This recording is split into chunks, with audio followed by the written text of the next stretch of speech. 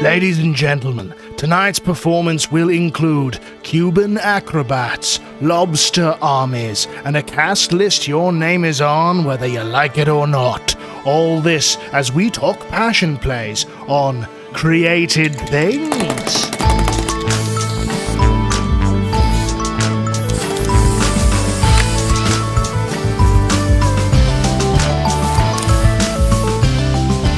Welcome to Created Things, a podcast of Catholic creatives and the only podcast where we love the Passion of Jesus Christ so much that we're going to get together with all of our friends, random shopkeepers we've never met, and other strangers. I'm going to go in the middle of the street, dress up in weird costumes, and just go ahead and do it.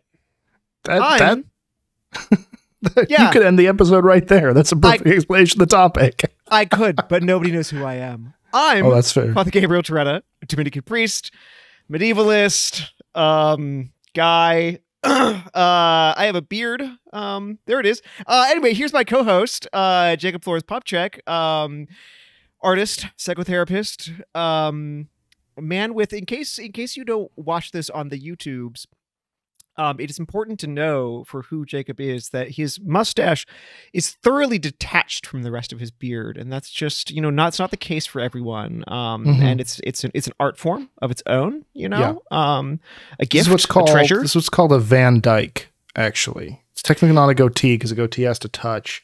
A Van Dyke is when it doesn't. That's touch. right. Yeah, in fact, I remember the first time that I made the connection in my mind between the name Van Dyke as a type of facial hair and like every Van Dyke painting of a man that you've ever seen.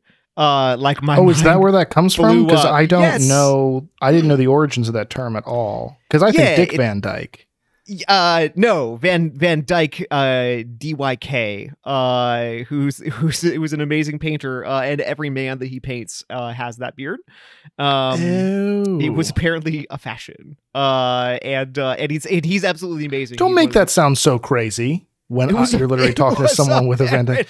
A fashion. Who can believe? What idiot would have facial hair? It would be psychopathic. For the record, though, I had one for a long time. Did you? Yeah. Well, it often happens that until somebody's done with puberty, that beard and the mustache doesn't connect. Oh, sorry, that's awkward. All right, man. You know what? You can do this episode by yourself. Yeah, that's right. It's gonna be this episode by yourself. It's gonna be a schizophrenic dialogue. So I'm just gonna play both voices. It's gonna be incredible. You're gonna find out what I think your voice sounds like. Yeah, exactly. Yeah, perfect. Or, and here's how I'm gonna beautifully transition us into our topic. Not only could it be a Gollum Smeagol kind of a vibe, it could be a Jesus Satan kind of a vibe, a la Last Days in the Desert, starring Ewan McGregor as both Jesus and Satan, just talking to himself for like 2.5 hours. Yeah, that seems like a thing. Like, I'm going to ask you, this is a serious question. Did he know that the cameras were rolling? Was this just like was this like a Apocalypse Now thing, where it's like, hey guys, Martin Sheen is tweaking out. Really, I think he just slammed his fist into a mirror. Can we start the cameras rolling? We're gonna use it. It's gonna be the best scene. I have not seen Last Days in the Desert. I really want to. It came out like 4 or 5 years ago, I guess now, and it's one of these weird. Every once in a while, one of these like alternative actors does their own passion project, no pun intended, where they play Jesus and do something weird with it. Okay. And I tend to really want to see all of them, but then when it comes to time for movie night with my wife, we go, that sounds like a huge freaking bummer, and we don't actually watch any of them. Yeah. But the trailer for this one looks particularly good. Like, it actually does look more interesting. There was one that what's his name, Joaquin Phoenix did with his girlfriend, where she plays Mary Magdalene and he plays Jesus, and that looks like crap. Yeah, that seems a little too cheap. Trailer for Last Days in the Desert looks actually very good. So that's not an endorsement because I haven't seen it yet, but I would like to. It's not the least weird though. The thing is, it's not the least weird of the examples that we're going to be talking about today, of the topic for today, which is, as people will have seen in the title of the episode, passion plays. We're going to be talking about a lot of weird examples because the thing itself turns out is like kind of objectively weird in basically every case. And we're not talking about, like, here are good examples, here are bad examples, and here are the weird. It's like, they're all weird. No, they're all sort of weird a spectrum examples. of how weird they are. Yeah. Yeah. Yeah. No, that's what's beautiful about it. Like the passion play, maybe you can just like, we'll talk about our own experiences like a little bit later, but like maybe if I could just sort of set the scene, like Please, when you say set the scene. Passion play, as somebody who like fumbles around in the Middle Ages a lot, like this conjures up all kinds of images, but like if I can sort of bracket those in my own experience and think back to any memory that started when I was actually a child, and like I think like what does the term passion play to me mean to me? And it's like, oh right, when as a non-Catholic like fifth grader, I started Catholic school and like Easter is coming up. And so like randomly on a Friday, we just like don't pretend that we're going to have any classes that day really. And then we like kind of carry some stuff and we say some things and like somebody gets crucified. I don't know. It all Normal seems, and this is cool. This I discover is like a passion play. Yeah. So there it is. Yeah. And again, for listeners who are maybe unfamiliar, although I feel like everyone has got to be familiar at least to some degree because this is such a weirdly ubiquitous part of even secular culture. Passion plays are just this play, this sort of pantomime where everybody gets together, generally speaking, during Holy Week, a lot of the time on Palm Sunday. Classically, it seems like more actually on Good Friday. In the Middle Ages, more on Good Friday and things like this, and just reenacts the certain events from the life of Christ, with the culmination being the passion, death, and resurrection of Jesus Christ. Now that can be a very long thing in some cases, where I've heard of versions that start all the way back with like Adam and Eve and work their whole way through, and that can be extremely short, like just the reading of the crucifixion itself with people sort of doing the parts while the gospel is read. It can be anything in that spectrum, but it is this, it's religious and it often takes place in religious institutions, but it's not liturgical. Everybody does something different with it. And again, as I prefaced, like I've never seen a version that isn't completely bananas insane in good and bad ways. And that's part of why I wanted to talk about it today, because it's just this crazy thing that it's so religious and yet so weird all the way back to the origins. Yeah, no, I think it's exactly right. And in fact, I think it's worth talking a little bit just about the origins because they're very unexpected. I would love to, yeah. So one thing to note that like just at the beginning, like when we say passion play, that doesn't mean just one thing. And different cultures kind of grab onto this and do very different things with it. Right, yeah. So there's like different stuff happens in Spain than happens in Germany. The stuff that happens in Germany has some connection to what happens in England, but like England develops really its own kind of thing. Like Poland has its own whole thing, Italy has its own whole thing. So there's, That's exciting. I don't know anything about that. That's great. Oh yeah. So those ones are nuts. So the map back that I know, and I'd be curious to hear the sort of map that actually has is to do with the connection between what's now partly Germany and what's now in England, which is that. So there's this really influential monastery that undergoes this major reformation in about 933 called Gors, which is in what's sort of then Lotharingia, which is I vacation every year in Lotharingia. everyone loves Lotharingia. There's actually a book about Lotharingia, like the lost country of Europe, you know, which is so great. Oh, like an Atlantis thing? Well, if I say it in French, it's Lorraine. Okay. Like Alsace-Lorraine, you know, like it's a region that's sort of boundaries between France and Germany. It was disputed territory. It's been disputed territory between France and Germany for, ultimately since well before France and Germany existed. And this goes back to my period, actually, the Carolingian period. But anyway, it's a long story, but it's the central part of what's like Francia. So the western part is mostly what's now France, and then the eastern part is mostly what's now Germany. And then you've got the central part, Lotharingia. Anyway, Gors is in there, and the early 10th century sees a lot of like monastic reforms and various things. And Gors just happens to have its own. And in it, what does that mean? It means various things like attention to religious life, attention to the liturgy, especially. And they develop this like Easter play of the Sepulchre. Okay. So it's an Easter play that is interestingly liturgical, or semi-liturgical, paraliturgical, but it's a part of like a formal part of kind of like the celebration of Easter, and it becomes this big thing. This gets called like this. The Gors Easter play of the Sepulchre. One scholar of medieval monasticism calls it the birth of medieval drama. Actually, because about what years are we talking about here? So this is the monastery has its big reform in like 933. About okay, so really, really the beginning of medieval drama. Yeah, so it kind of goes on from there,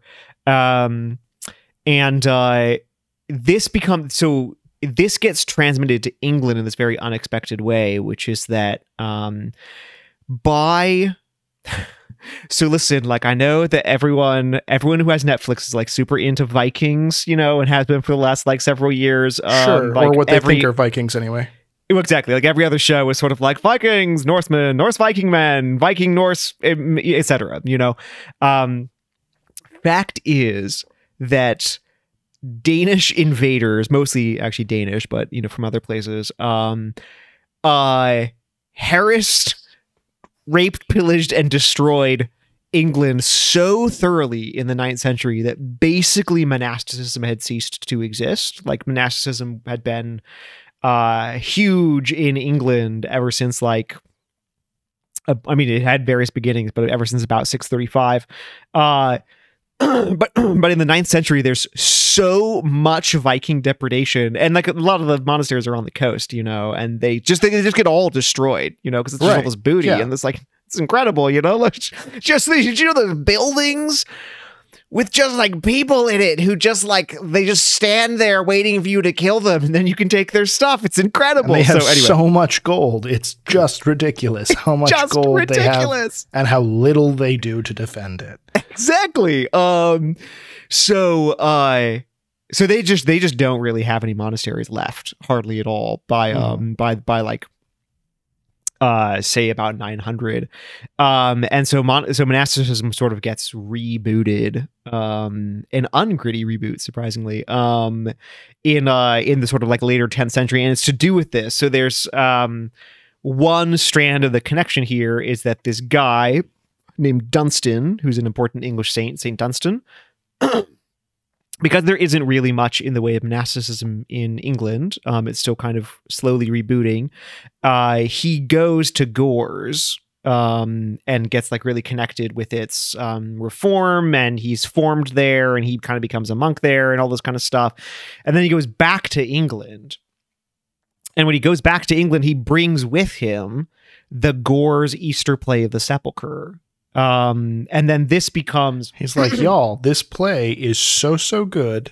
It's so good, guys. This is like, and it's not just this play is so good, but like guys, there's this incredibly major whole way of like entering into the mystery and the drama of like Holy Week and Easter that's so astonishing. It's literally a drama. It's like liturgical and paraliturgical and all this kind of stuff.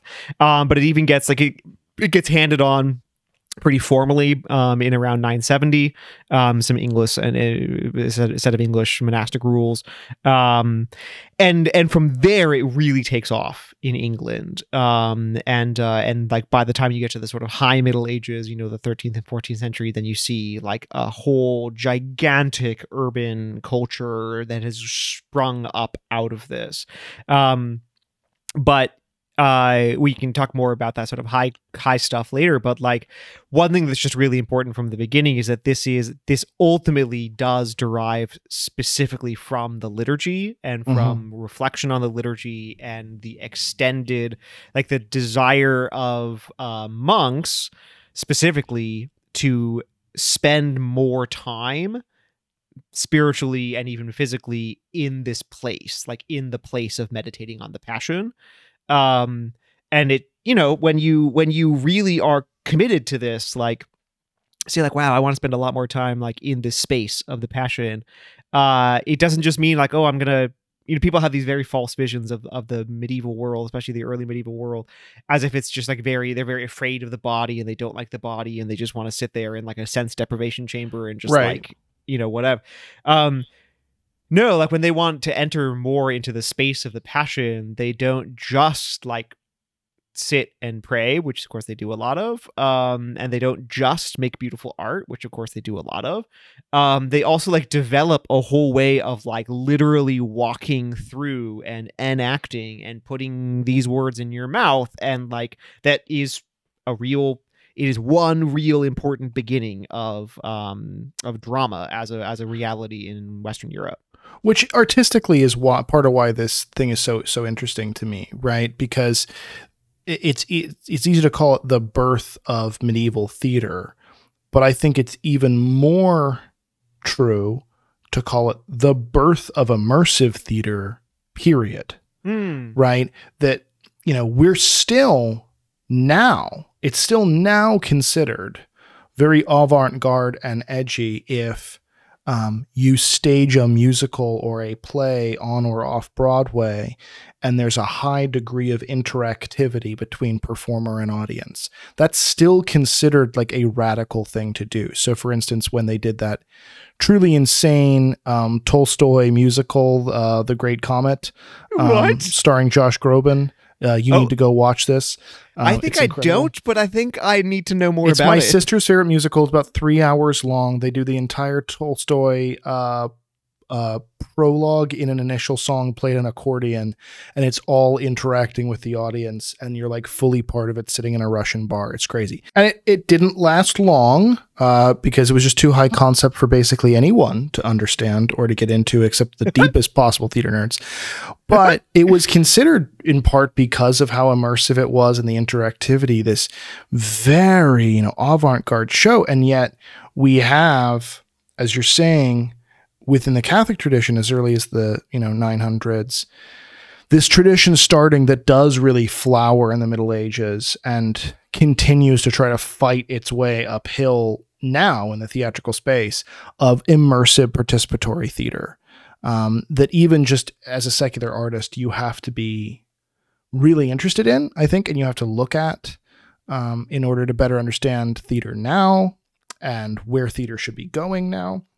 Yeah. And also, as you point out, something fundamental about the Catholic imagination and the medieval imagination, because as you say, like, people assume that the medievals were these fuddy-duddies, and don't get me wrong, there are a lot of aspects of medieval life, of Catholic medieval life, that we would not necessarily reconcile with now.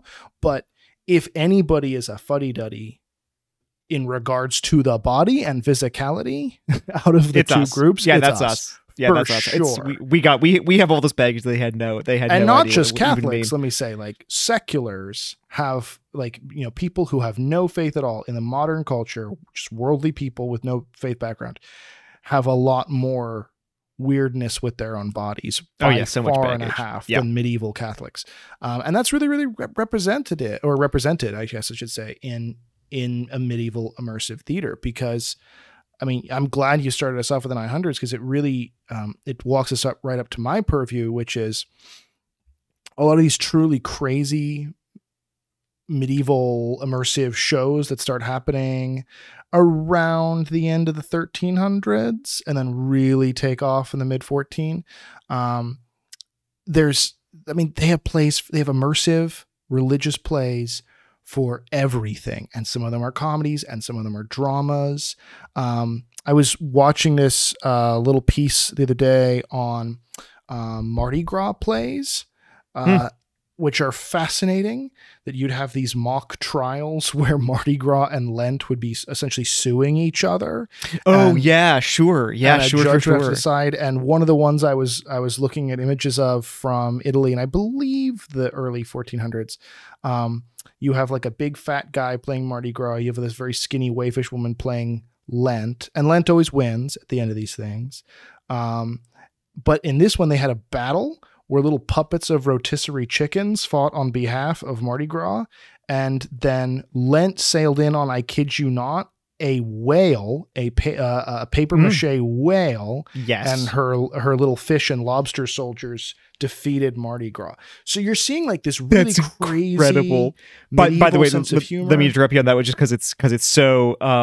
If anyone knows this, this then becomes a thing in art as well. Like you see paintings of the battle between Carnival and Lent.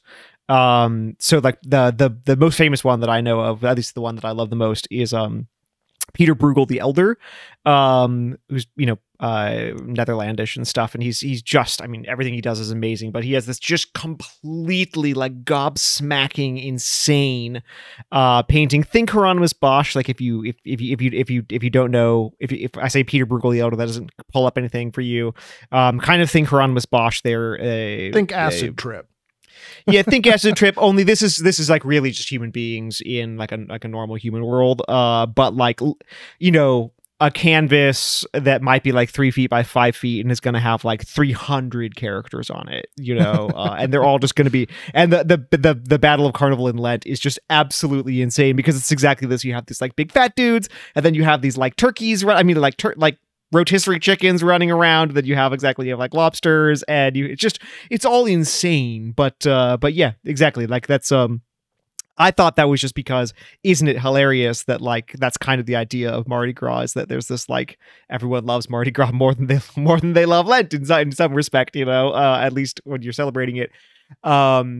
But I had no idea that's actually connecting with like a dramatic tradition as well. Although of course it makes perfect sense. St. George's plays, which we're not going to really touch on today, but that's another Good Friday theatrical tradition where somebody plays St. George and somebody plays the princess and somebody plays a dragon, and then the crowd throws tomatoes, the whole time. And it's this very comedic thing that is a comedic sort of allegory for Christ, slaying the dragon. I think I could be totally making this up. So if there are any, historians who are listening, and especially theatrical historians listening and getting angry at me, I've already prefaced that I could be making this up. But I think there are versions even where like St. George gets eaten by the dragon, representing evil and death, and then the dragon like chokes on him and spits him out. Right. Sure. So this whole idea of, Christ conquering death, and death, trying to eat him, and then,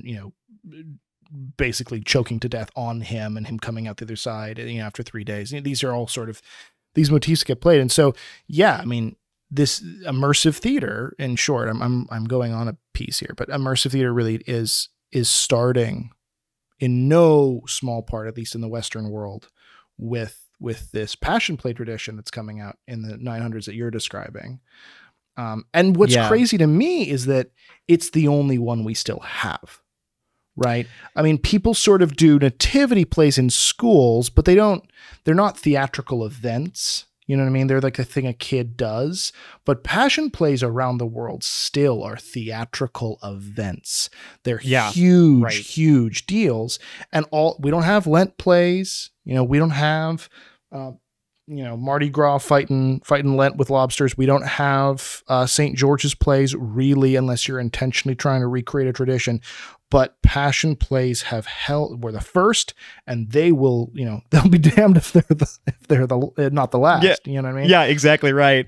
And I do think just thinking kind of theoretically about the nature of immersive theater, specifically I would say one major thing that makes immersive theater hard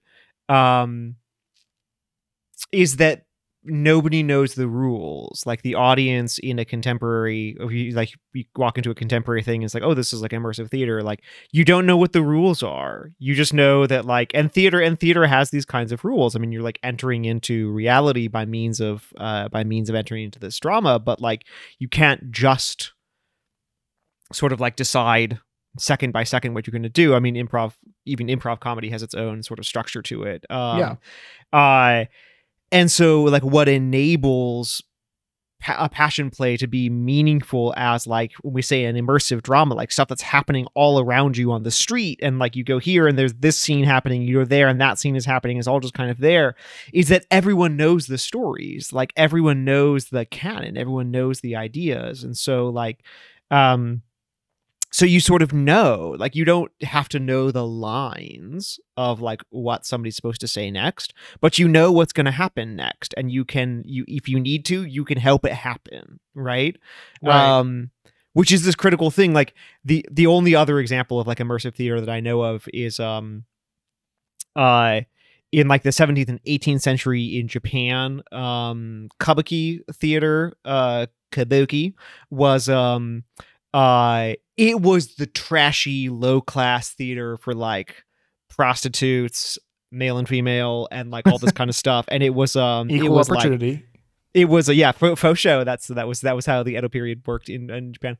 And it was insane. I mean, you would have these Kabuki plays that are literally 20 hours long, and they would just be performed forever, and people would just walk in, walk out, walk this, and it was they had they would have thrusts into the middle of the audience, so not just a stage, but also a long kind of ramp or a runway basically, and people would come run out onto the thrust, and they would sort of pose, and they would do all of this, and people would scream, and they'd be just drunk. They're just drunk people. The audience is just a bunch of drunk, rowdy urban city people, and so they just come in, and they'd throw things because they just threw stuff, and they would yell at both the characters and the actors because they were drunk and they wanted to yell, and they would but then slowly this kind of devolved into a sort of semi-ritualized thing where when this character says this, you're supposed to say that, and then this and that, and that was kind of the death knell of it. So I mean, Kabuki then became a sort of a high culture thing, which is weird, but so I had a friend who 15, 20 years ago was really, really, really into Kabuki, and went to a performance in Japan, and he had you knew pre-modern Japanese, it's fine. And so had memorized one of these things that you're supposed to yell. And so at the moment where it happened, where the thing happens that you're supposed to yell in response to, he yelled the right thing. Oh, wow, that's awesome. In response. And everybody froze, and he was so ashamed because it's not done anymore. The immersiveness, the immersiveness of it has died. It's not. I mean, Kabuki's not much of a. I mean, I don't know. It struggles as an art form. It's mostly sort of school children being brought to it. I had no idea. Yeah, Kabuki sort of struggles as an art form at the present moment. But yeah, so that's the only other immersive one I know. And how was that possible? Well, partly it's because they had the drama was really formulaic, and so everyone could pretty much guess what was going to happen, even if they didn't know this exact story before. Also, they may have seen this story before because there weren't all that, you could just sort of keep seeing them or whatever. And also because to some extent the immersiveness was built on violating rules. So some of the immersiveness was in fact just based on the fact that you are an audience of 300 drunk like prostitutes. Sure. And like we are 20 drunk, maybe prostitutes, maybe, who are acting, and that's just what we do, you know? Mhm. So anyway, like, but just say like, As soon as you class it up, it loses something. You loses something, but like to propose immersiveness without a canon that people are aware of how its movement works around them. I think in the end it always has to be a gimmick, because like the audience is always reduced to this passive role of like waiting to be told what to do. Except, I would argue, in passion plays. Exactly right. Except in passion plays, because they have this immersive canon that they know dead cold.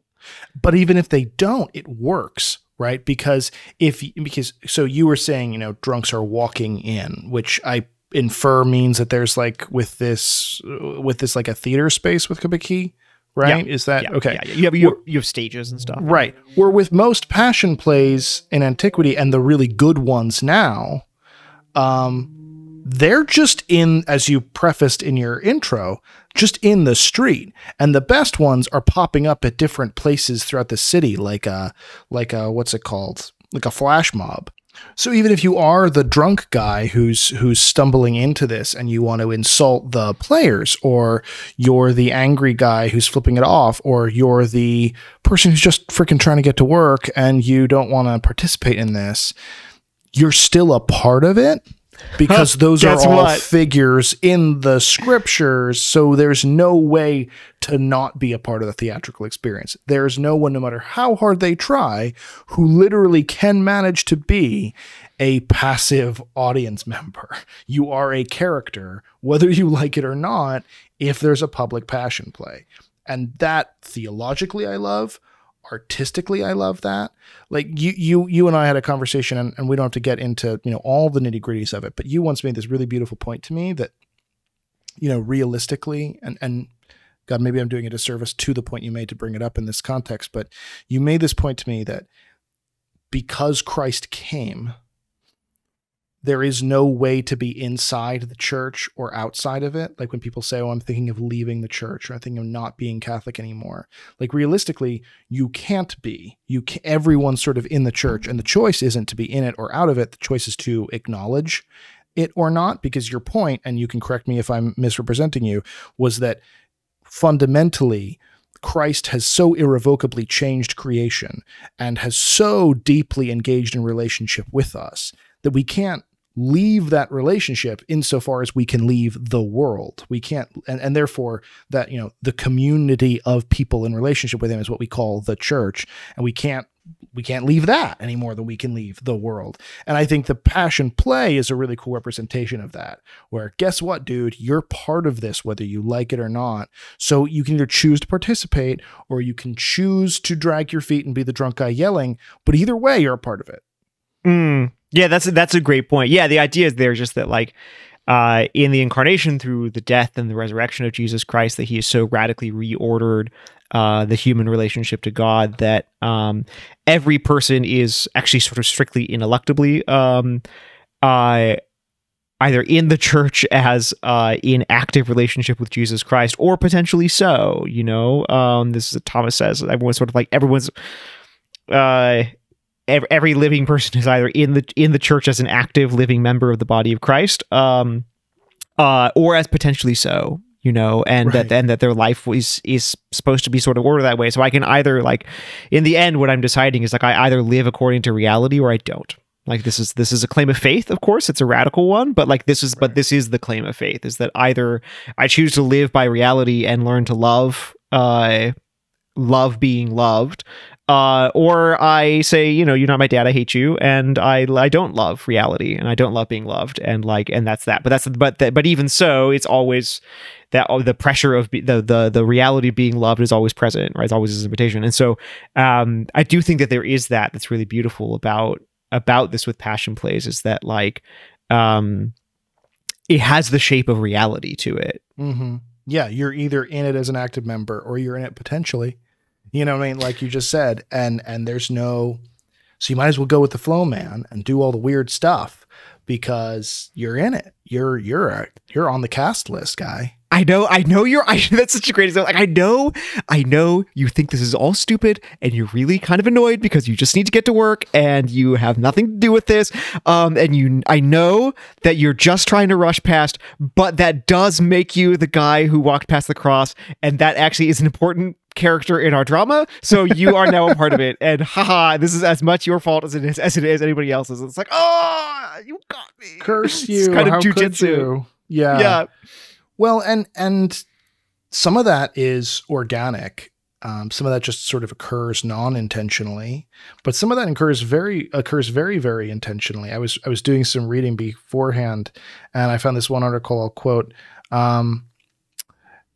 It said that the magnificence of the productions of these passion plays as we enter into the 15th century are connected with the growth and increasing self-confidence of the cities that are hosting them, which find identity and expression in gorgeous public festivals.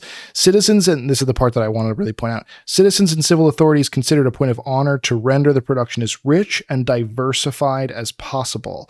People of the most varied classes of the day all took part in the production. Yeah. And that's so spectacular. I mean, sociologically, theologically, artistically, like whatever angle you want to come at this with, as a devout Catholic, as a performer, as an artist, as a historian, there is something so radically cool about passion plays that I don't think most people who are in them Right. Yeah. And of course, so they do take all these different forms, and one form that they take, that becomes kind of a big thing in England, but specifically at least, is like these mystery plays, some of which, survive. Like we have texts, mystery plays, like dinner theater whodunits, like Who Killed Jesus? Yes, exactly. Mystery, like the mystery of the resurrection, mystery of the incarnation. Sure, yes. And although that would be cool. That'd be cool if it was like, who killed Jesus? Done it? Turns out it was someone in this room killed him. And they're so amazing.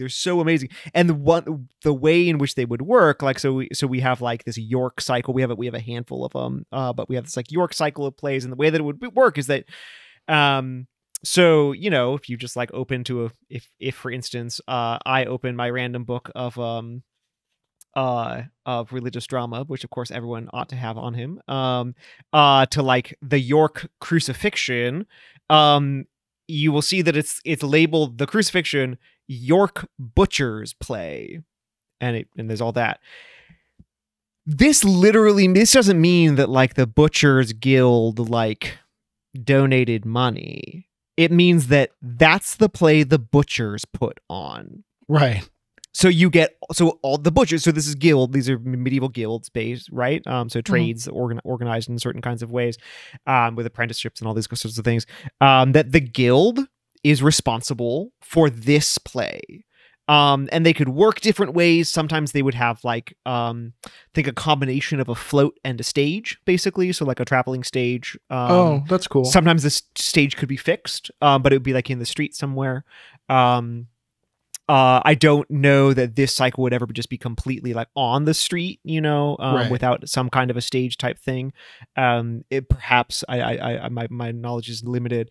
But you walk around town, and then there'd be the butchers over here, there'd be the leather makers over here, and there'd be the bookmakers over here, and all this kind of stuff.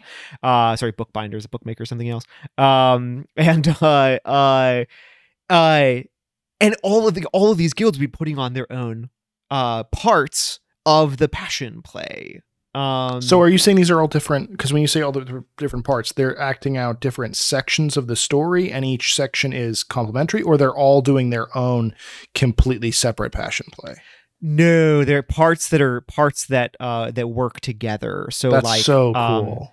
So like, for instance, like if you look at the York cycle, it starts out with Palm Sunday, which is reasonable, right? Mm-hmm. The Skinners are in charge of that one. Yeah, deal with it. The Skinners are in charge of that. The tile makers are in charge of the scourging and condemnation. We saw the butchers are in charge of the crucifixion. And this is actually my very favorite part of the York cycle, is the Saddlers are in charge of the Harrowing of Hell. And weird.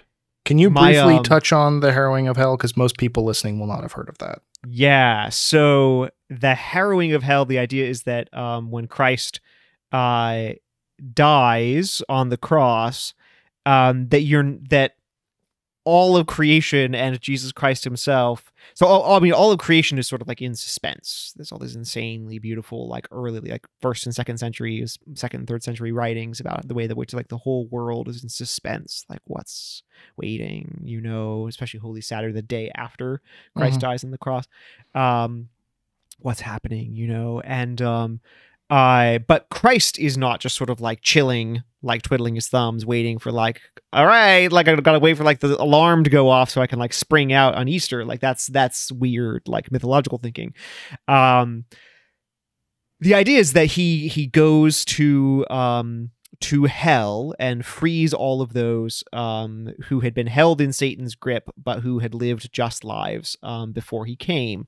That with his death and then his resurrection, that the way in which all of humanity, including the dead, are ordered to God has become so radically intimate that they can in no wise be held away from God.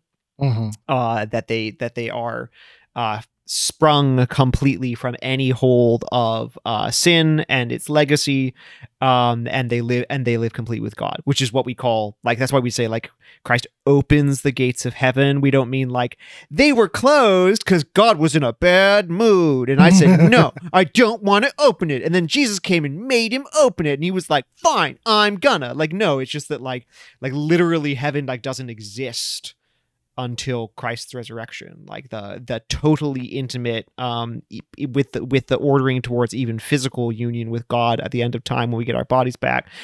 This only comes into existence after the resurrection. Like the humanity is so radically reordered in its relationship with God.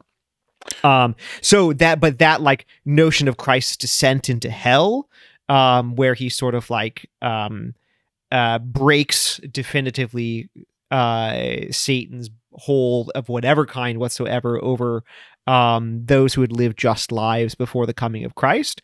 This is called the harrowing. It was called the descent into hell, or the boring way of saying it, or the exciting way of saying it is the harrowing of hell. And there are folkloric elements to that of like Christ, going through each of the circles of hell and fighting demons and all sorts of stuff. I mean, when you're going to have all kinds of exciting describing things, the theological reality of Christ, his death extends to these people, but the harrowing of hell enters then into the more folkloric wonderings of what that must have looked like, or what that could have looked like, or those sorts of things. Yeah. Well, how could it not? I mean, in folkloric, I'd say like they of course everything goes in that directions as well. But for now, the Passion Plays gives us a useful lens of looking at people. Just they want to live in that space more, And I can say, like, from my own experience, during my time in formation for to be ordained a priest, which lasts about 6 or 7 years, as a Dominican, like, we have this very deep liturgical way of living, where like a lot of the rhythm of our life is really shaped by the liturgy, and like our approaches and thoughts about things is really shaped by the liturgy. And so Holy Saturday is particularly weird. Like when you're a student, like I was, and you don't have like responsibilities, you're not like getting ready for Easter and like doing all these kinds of things. You're sort of like, what do I do today? Because like you've celebrated very like painfully and beautifully like the death of Christ, and then you sort of mourned that all night, but now it's the daytime and you have like nothing to do, but you don't want to like just read some cash book, or like watch TV or whatever. But you've got like 16 hours or whatever until the Easter Vigil. So like, what are you going to do with your life? And one thing that my Dominican brothers and I started to do was actually have group readings of the York Harrowing of Hell cycle. Oh, that's a cool idea. because it's just incredibly beautiful. And it's like, so it's just this really beautiful way of entering into this very strange moment in the life of the human person, and the life of the liturgical year that like otherwise can be very difficult to enter into. And like, why does it sort of like work, so to say? Because I mean, these plays are beautiful, yes. But because there comes a moment in your life where you need more than just thoughts. Like for me personally, like on Holy Saturday, in the strangeness of the beauty of that day, it's not enough just to have thoughts about the descent into hell and, you know, Christ's body lying in the tomb and these things, which are beautiful for meditation. But eventually, like, your mind runs out of the ability to populate those thoughts in a meaningful way. And so a passion play, this stage of the passion play, lets you enter into that more deeply with more than just thoughts, with your whole body, with your whole person, and necessarily like with a community, right? Like I don't have a guild of saddlers to hang out with, but like I have my Dominican brothers and we can do this, and it's beautiful to do it, in fact. And I think that that's another part, because I'm sensing some sensitivity on your end, and you know, if you think I'm getting heretical here, like by all means call me out. Like, but there's definitely like they're obviously, when I say folkloric, I mean invented or allegorical components that end up showing up in these plays, especially with the harrowing, because we don't know what happens right when Jesus disappears in the tomb for 3 days. We believe that these people are all saved, even the people who came before him, right? But we don't know like how that physically happens per se. And the Harrowing of Hell is sort of one artistic interpretation, or several really artistic interpretations of that. But the reason I'm emphasizing that, assuming that I'm not incorrect in saying what I just said, the reason why I'm emphasizing that is because I think it says something really beautiful about liturgical theater or paraliturgical theater, particularly in regards to the Passion Play. There is this phenomenon. This is what I'm getting at here. There is this phenomenon with Jesus movies where people have a tendency to view them as documentaries. Oh man, I know. So dark. Yeah. So dark. Which can go as far as, I'm going to put a photo of Ewan McGregor on my wall and call it Jesus. Or it can be like, I know one of my friends, you know, dear friend, lovely woman, is her mom. This woman, very, very kind older lady, is watching The Chosen now, right? Watching The Chosen like so many other people do. God bless the makers of The Chosen. They are very explicit in the opening credits, in the director's commentary, in the closing credits, that this is an artistic depiction. It is reverent, it is faithful, but that they are taking liberties to make a story out of it. And this woman straight up is like talking to my friend. It's like, wow, I didn't know. I had no idea that I think it's Saint Luke, had autism. Like, oh no. And my friend was like, well, that's one artistic interpretation, but that's not historically. She's like, well, no, they wouldn't put it in there if it weren't true. Oh right? no. But oh no. But this is what people do with Jesus movies. I Yeah. don't think people do this with theater, because there's automatically a suspension of disbelief there. That's like, oh, this is happening around me. I'm obviously not in first century Judea. Like, obviously this, you know, maybe the costumes are different or more modern or whatever. So there's already the suspension of disbelief. So you can do things like, let's explore the harrowing of hell without necessarily inadvertently tricking people into thinking that that's somehow dogma. Like, that's exactly what we believe. We absolutely believe that Jesus went in with a sword and like kicked a bunch of demon ass. And we absolutely believe that like Saint Luke had autism. You know what I mean? Like, and that's what I love about Passion Plays too. Well, oh yeah, but you know, those are bad examples because we do absolutely believe both of those things. So, dude, no, I think that's such a great point. Like that. I mean, this is a big topic that we will keep recurring to, and maybe we can spend a one specific episode talking about at one point. But just about like, once you get into the realm of Christian things, people suddenly feel like specifically Jesus stuff, like things that happened in the Bible, and specifically to do with Jesus, people suddenly get really freaked out about the idea of suspension of disbelief, and really freaked out about the idea, like the standards for literalism in depiction go so high and so quickly that it's like really hard to know what anyone's supposed to do with this, you know? So I think you're really right to point out that the Passion Play has that built in as like a liberating factor, which is really great. Yeah. And out of that comes some amazing artistic interpretations. Like I really want to move into some of our favorite modern ones, or ones we personally experienced for good or bad. But a few of the motifs that I was reading about as I was researching for this episode, I mean, there's this one in Italy where Judas has a live crow. Like they will have captured a live crow, and he's going to hold it up to his mouth every time he lies to Jesus. So every time he's like, because he's speaking like through the devil, and then he goes off stage. They fill his shirt with animal intestines from the butcher shop and the live crow. And when he comes out and hangs himself, as we, according to scripture, believe happened, he's so guilty for betraying Christ that he gives into his despair. He doesn't seek forgiveness the way Peter does. He instead, chooses the sinful option and commits suicide, giving into his despair that way.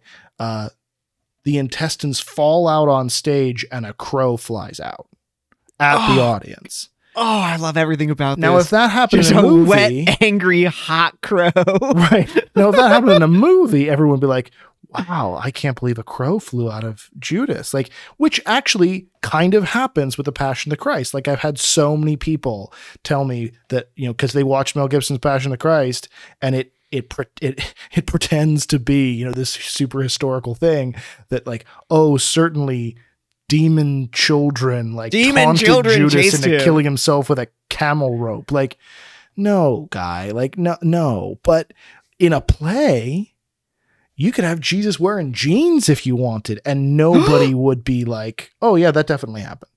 Yeah, exactly. Can I agree with you. Like I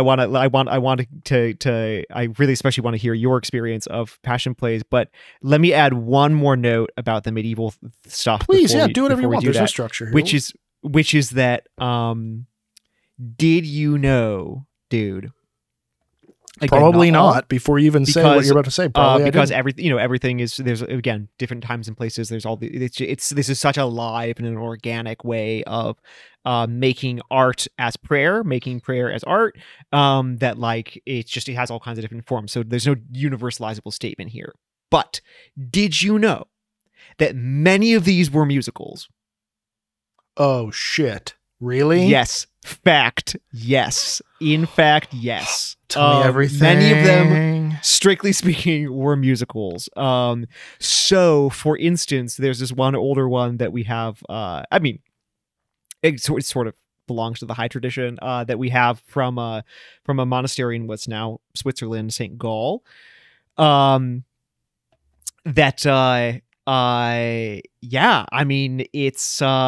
got kind of it's like a early 14th century vernacular. It's in German. Interesting. The German is like, if you know English and you know German, you can read this play. It's kind of fun.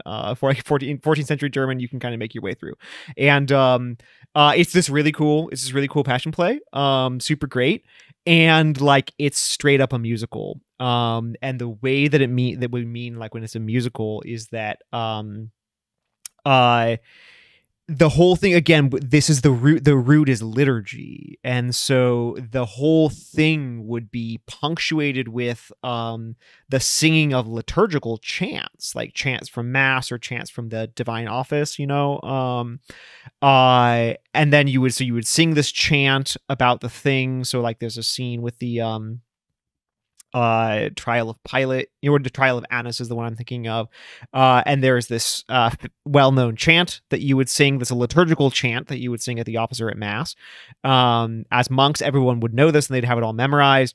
And then the lines of dialogue or monologue, soliloquy, I guess, may be presented in the it would be like recitative, like chanted in the mode of that psalm and mode of that chant. So mode here, I mean, like think like the key. Yeah. And like that would be how the whole thing would go, but it would all be sung. And the singing, like the recitative or modal singing that's like dialogue would be punctuated and interpointed with actual liturgical chants that everyone would have known. That is awesome. I mean, I will say that what you're describing feels less musical and more operetta a la Les Mis, but I'm afraid to say that because I know how much you hate Les Mis because you're dumb and wrong. So we can just move on from that. Yeah, that's right. Well, you could just say Rent, which we both hate. Rent isn't entirely sung the whole time. Rent has dialogue. No, Rent has dialogue for sure. No, okay. Les Mis is the one that it's like literally everything is sung the entire time. Like you, so I was shocked when I saw Les Mis because I grew up on I grew up on the album, like the cast recording, and then the PBS like live retrospective concert of it, and I was sure like, oh, this is just the music. Like, this is just the soundtrack. The same way when I listened to Wicked. There's the action and then I took a girlfriend to see Les Mis, and I was like, oh, wait, I know all of this already. Like, I've seen it. I didn't think I'd seen it 100 times before. It turns out I actually have. Just by listening to the album, I've seen it 100 times before. Anyway, that's a side note. But I love hearing that Passion plays were sort of proto-Les Mis. That's very cool to hear. I did not know this. There it is. Okay, but I do want, you have had more experience with Passion plays than I have, and I really do want to hear some of your thoughts about your own experiences. So what, like, what's a nugget? When I say Passion play and you search through your actual personal experience memory files, like what's a nugget that falls out? Well, I think what we're talking about with immersiveness and pop-up theater and being outside of traditional theater space is really important because I've actually directed a Passion play before, sort of. Oh man! When I was at college, I directed a Passion play. The former director was one of these weird students who like graduates college and then doesn't leave.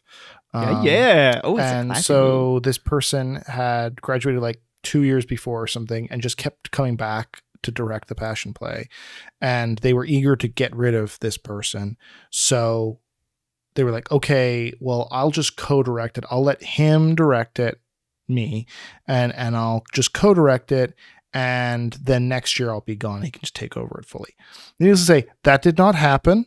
All of my efforts to make it more avant-garde, to make it also more theological, to make it anything that wasn't just a super like the most straight-laced historicity is the only important thing here, kind of pantomime. Not only were not liked, but we got up to the night before we were supposed to launch the show and they rehired the old director and fired me and changed everything the night before, and everyone had to learn new lines.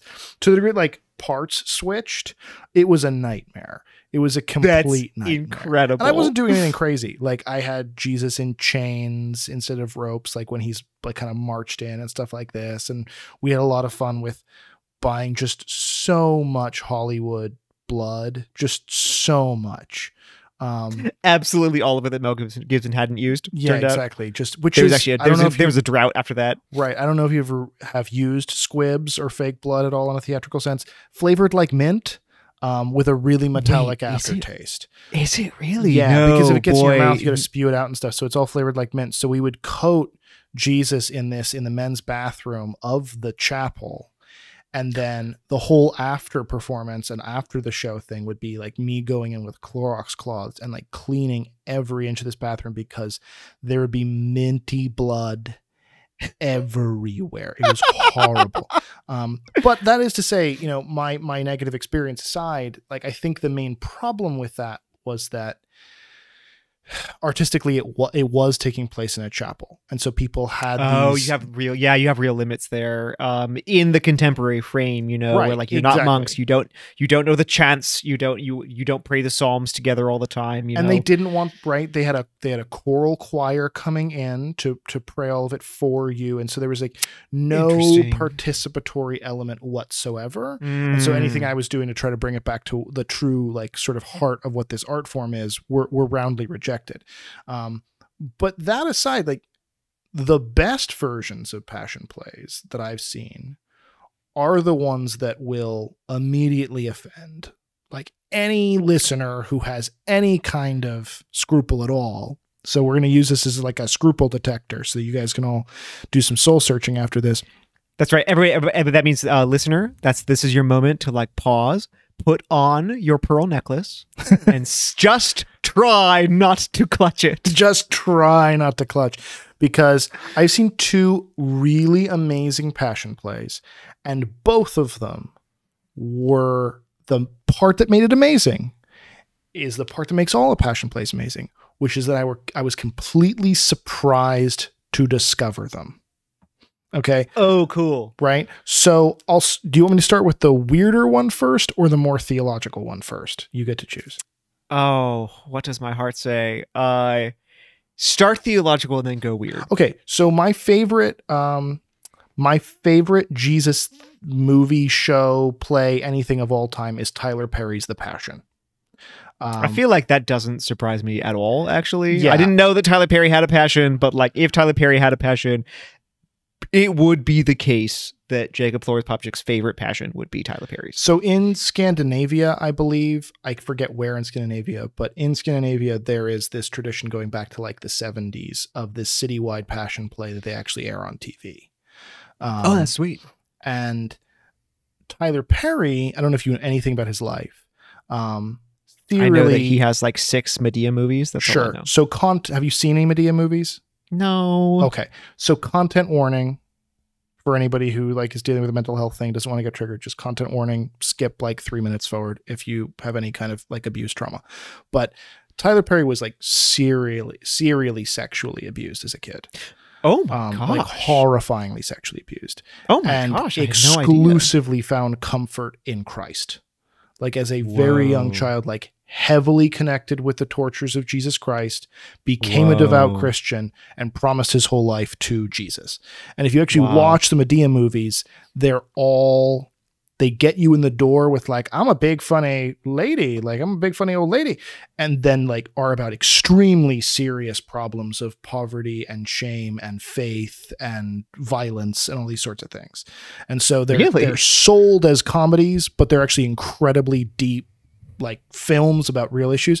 But that wasn't enough for him. And when he found out about this Scandinavian passion play, it was, I think, the 10-year anniversary of Hurricane Katrina. He's from New Orleans.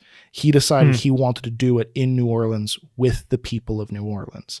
And so they built literally like a 20-foot neon glowing cross. Yes. That the people of New Orleans were going to have to carry. Like people could volunteer, and there were priests who helped carry it, and there were like random like people, and there were veterans who helped carry it, and they were carrying this thing through the streets. And while they carried it through the streets at different places throughout the city, his team of actors, which were like a huge array of actors. I forget the name of the very famous Christian singer. It's like one of those 3-name type things. But very famous Christian singer plays John. Laura Ingalls Wilder. Laura Ingalls Wilder, exactly. Played John Michael Talbot. That's what it was. John Michael Talbot plays John.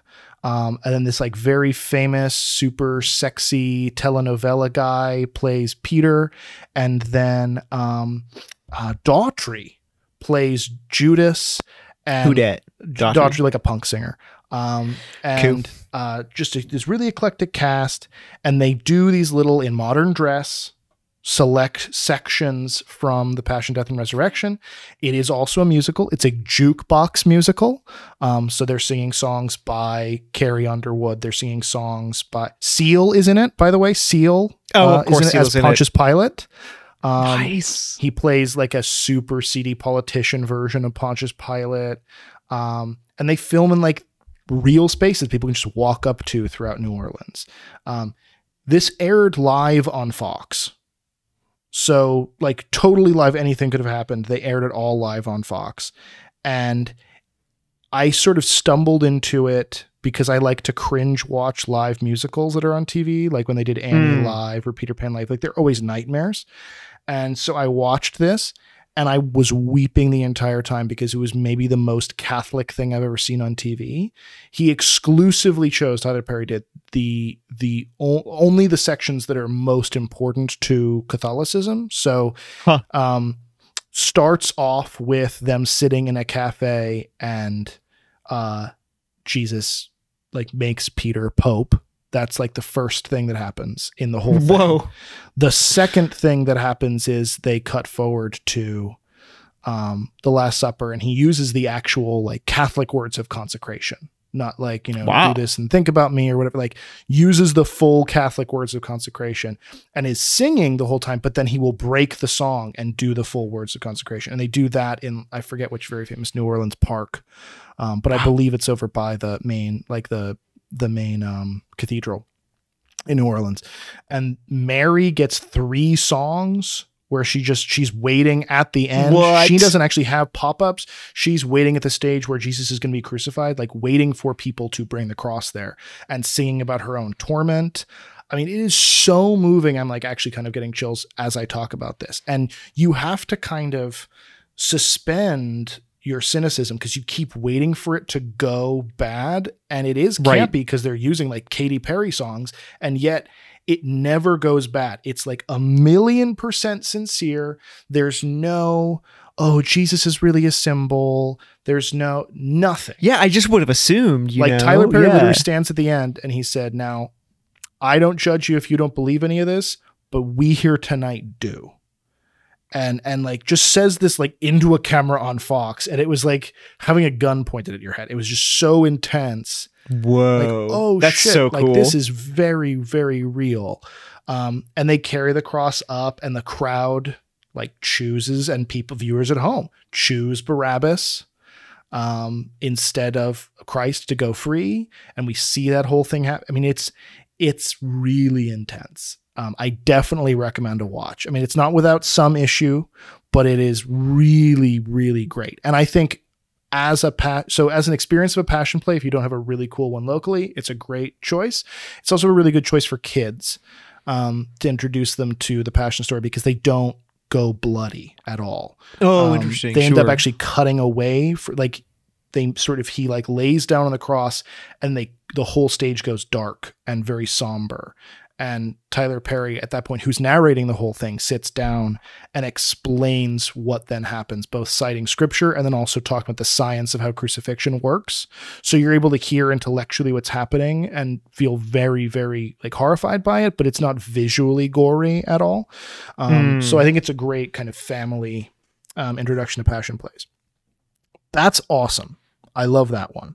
I'm now going to tell you about the weirder one that has almost no theological merit, but has all the delight of walking into a passion play that you don't know is happening and being just shook by it. So I can't obviously do the big, cool payoff that I'd like to do because you already know we're talking about passion plays here, but I'll set the scene. I'm at an all-inclusive resort in Cancun.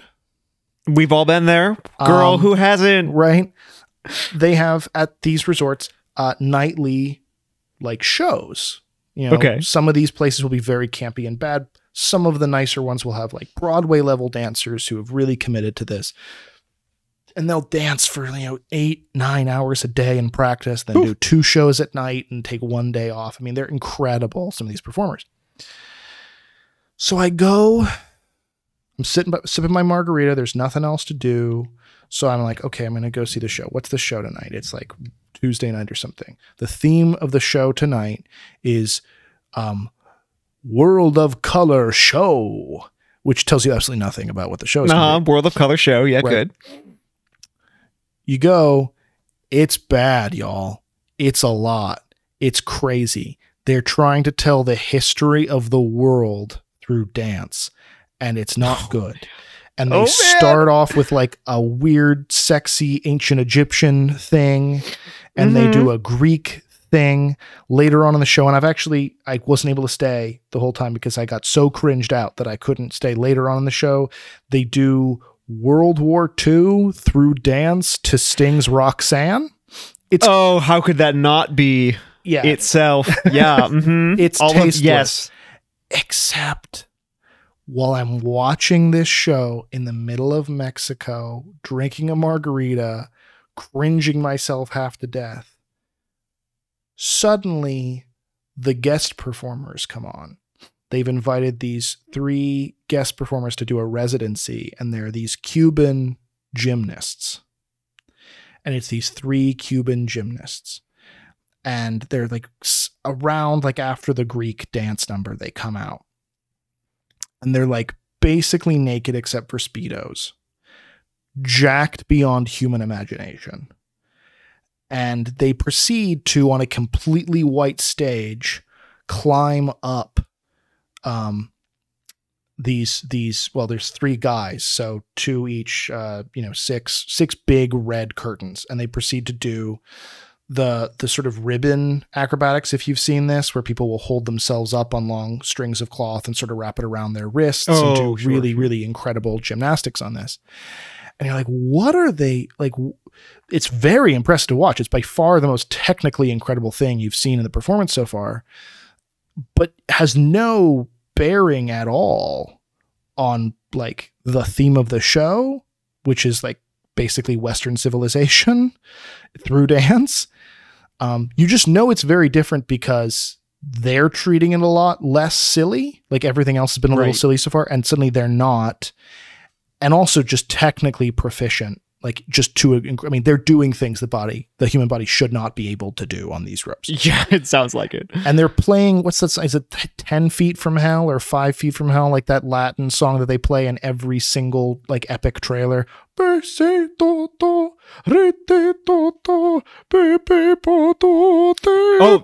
you mean the Carmina Burrata? I don't know.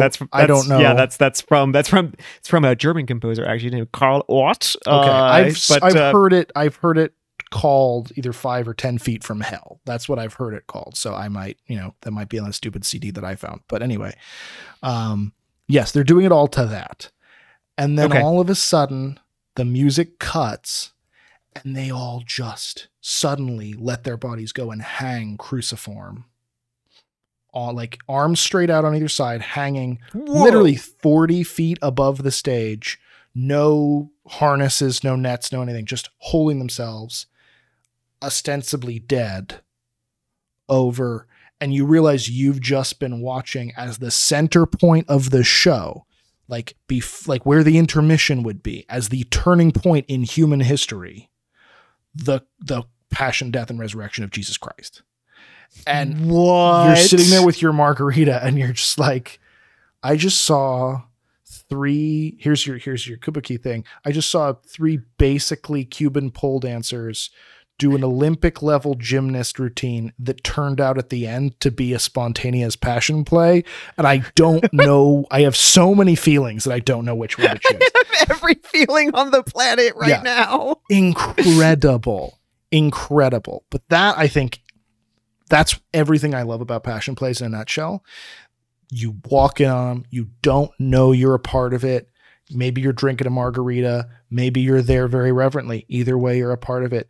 You can take artistic liberties with the story because you're trying to point to a deeper theological truth that people aren't going to take overly literally, because it's not in a church and it's not in a painting and it's not a movie that you inexplicably see as a documentary because you don't understand how movies work. It is just this livable theater that for some reason on a kind of primordial prehistoric level we all just vibe with and get and fall into. And my God, dude, the silence that dropped over the audience after that. Like some people laughed during the Egyptian thing, some people clapped after, but like I ended up going back to see the show a couple of times, and like literally the silence that falls over the crowd when everybody unanimously realizes this is that this incredible feat of human strength that they just witnessed was Jesus the whole time. Like you could hear a pin drop in this huge Mexican amphitheater in the middle of a jungle somewhere. I mean, incredible. That's insane. And listen, I know we're a little bit short on time, and I know that you have some really great reflections on maybe thinking about like our own participation in or even production of passion plays. But since we do try to direct ourselves and then our listeners to that kind of creation, I do want to take just a quick second to talk about how Creative Things, our podcast here, is brought to you by this organization now, Catholic Creatives. It's a great organization. They their goal is to ignite a new renaissance of faith through prayer and beauty and the creative spirit. And to do it, they do the kinds of things that we want to do. So they connect and support and promote artists and innovators and makers and storytellers across the faith. And to do so, they try to create a community of people to bring these ideas to life. So that's where, if you're listening, this you can really come in. We invite you to, in fact, by supporting Catholic Creatives on Patreon. You not only help this podcast, but you contribute directly to future workshops and summits and resources and outreaches meant to support Catholic artists throughout the country, actually, and even, in fact, as I'm looking at our stats, kind of around the world. So by becoming a Patreon member, you're helping to make the new Renaissance really something that we do, a culture that we generate, rather than simply a culture that we think about. So to join, you can visit catholiccreatives.org/support. And then also we encourage you that there's some beautiful products from Catholic creative makers, artists, and artists can be found at Catholic.store, which is a great alternative to all of your favorite kind of big box internet equivalents, is to do some internet shopping from real Catholic artists and makers like you. But thinking about that, so you've given us these two like really radical, and I mean radical, profound, like ways that people in the 21st century have meditated on the Passion and produced radically different drama out of it. Mm-hmm. We've talked a little bit about some certain like ways of like kind of reflecting, thinking, opening up the heart, like realizing that like that this is about reality, that we want to dive into reality, and that Jesus Christ, that the literally the realist heart of all of reality is the passion, death, and resurrection of Jesus Christ, and that like that gives us the freedom to dive into it like really super radically, the freedom to be sort of free from a sort of like slavish literalism that just says like everything must be documentary, right, as opposed to a Slavic literalism, which actually I'm going to say I'd probably be pretty okay with, because Slavic literalism turns out to be not very literal most of the time, and it's pretty awesome. So we should say that there's freedom here, and that like freedom here doesn't mean like transgression and like getting rid of things and destroying them, but actually diving into the heart, diving into the heart more radically in a way, like I was saying with, with like the York Passion play and the York Harrowing of Hell and stuff like that. As you pointed out, like there are things here that you won't find when you open up your Bible, but they emerge from the heart of, these are specifically mostly men, who wanted to spend more time in the space of the Passion. Yeah. And the only way they could think to do it was to like do it. Well, and I think the Passion itself, just speaking from an artistic place, I mean, this should go without saying, but I guess it doesn't, but is so rich as a creative prompt, right? But only if you understand what the hell it's about, literally, right? I'll say this, and I won't do a ton on it, but we could riff on how terrible it is forever. Have you ever heard of what's it called? It's called the Gospel of Us, but it's also been called the Passion of Port Talbot. Have you heard of this? Sounds terrible, and no. Okay, you know who Michael Sheen is? Very famous actor, No. Michael Sheen. Academy Award winner. Oh, yes, you do. Actually, he plays the good angel in Good Omens. Oh, that guy. Oh, sure. Okay, so this dude, is like, I guess he was launching his own sort of hipster neo credit union, where he was like humanitarian credit union, where he was trying, well, it's well intentioned. He was trying to come up with ways that poor people could apply for loans without interest, basically, because he didn't want predatory things. So this was his whole idea.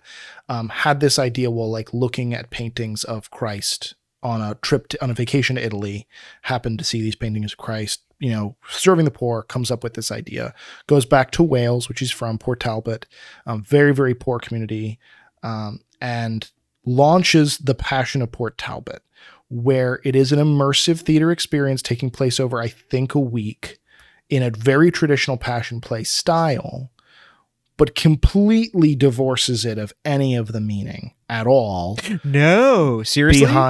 Behind Christ at all. So he becomes just the teacher, and the teacher is learning from actual humanitarians present who are like trying to help the poor in modern Port Talbot.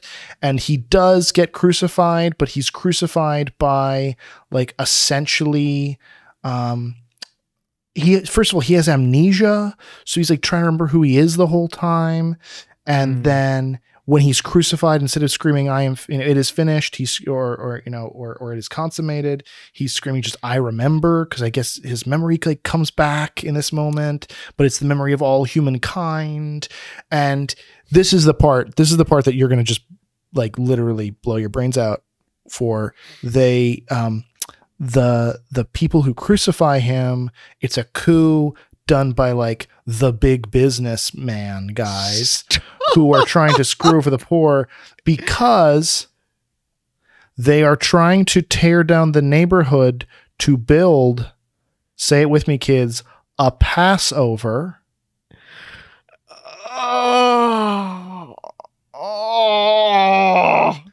And so he's getting in the way of them building their Passover. Oh my gosh. And they crucify him, and then he just screams like, I remember, in the middle of Wales. That story just gave me a kidney stone.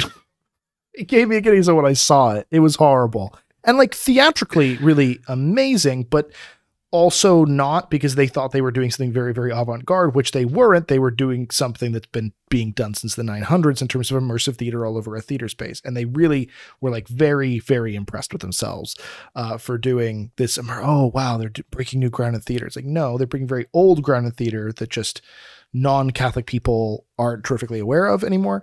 Anywho, my problem with that, though, I will say, I'm not going to say it's wrong to use Jesus as an analogy for something else, or to like use it artistically as a starting point. That has to be an okay thing to do as an artist, to connect it with other things, but know what the story of Jesus is all about. If you're going to do a passion play, to do the right thing. Like ultimately he thinks the story about Jesus is just a story about serving the poor. Right. And so that passion play makes sense for him. But the story of Jesus is about conquering death, right? That's ultimately what it's about. It's about death, as I said with the St. George's play. Like that has almost nothing to do with Jesus, and yet counts as a passion play because ultimately it's about a dragon trying to swallow the knight and then chokes him up and dies itself. It is about killing death. That's what the story's about. It's about triumph over evil, triumph over death. So if you want to go, you can use that as a starting prompt and go pretty weird and pretty far afield of anything literal. But if you don't understand that the story of Jesus is not primarily one about like religion, isn't primarily one about poverty, that all those things are there, but that they are serving, both narratively speaking, the broader narrative of, and literally speaking, the broader mission of conquering evil and death, then your theatrical experience, no matter how technically proficient, is going to suck ass. And that would be the biggest thing that I would talk about. And then the only other thing I would throw in is something we've already covered, which I think is on the other side, don't go too literal.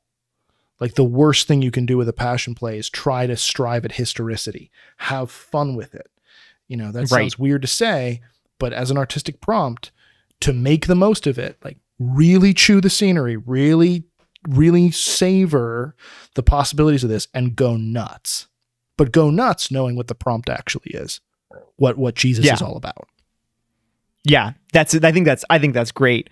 And I want to give a closing word to our York Saddlers from the Harrowing of Hell. So this is the dialogue with which it concludes. So Christ speaks to Adam, and then Adam speaks to Christ. Christ, my blessing have ye all in row. I shall be with you where you wend. All loyal ones that love my law, they shall be blessed without an end. Adam to Christ. To thee, Lord, be loving, that us hast won from woe. For solace will we sing, Laus tibi Domino, cum gloria. Go forth and create cool things. You've been listening to Creative Things, a podcast of Catholic creatives, hosted by Father Gabriel Torretta OP and Jacob Flores Popczak, produced by Jessica Flores Popczak and Kyle Meineke. To find out more about how you can support the podcast and other ventures for artists, visit catholiccreatives.org/support.